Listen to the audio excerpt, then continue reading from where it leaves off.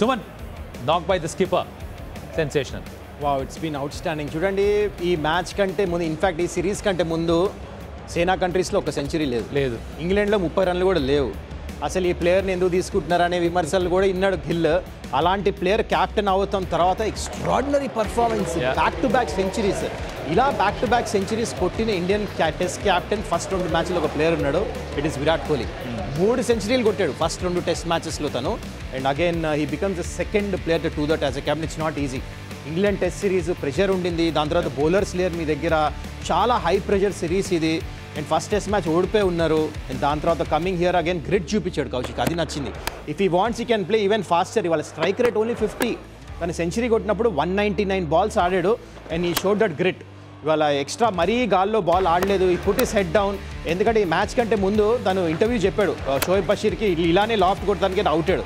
అందుకే చూడండి except that one shot I think everything was along the ground. Patience చూపించాడు, grit చూపించాడు. It is definitely చూడండి normally ఫ్యామ్ బ్లాయింట్ సెంచరీస్ చాలా ఉంటాయి, చూస్తానికి కనపడే చాలా మంచి సెంచరీస్, కానీ this will go under as a gritty century from Gill అంట. నేను ఐ థింక్ యంగ్స్టర్స్ చాలామంది చూసి నేర్చుకోవచ్చు. కండిషన్స్ మంచిగా ఉన్నప్పుడు సెంచరీ ఎలా కొట్టాలంటే చేసి చూపించాడు.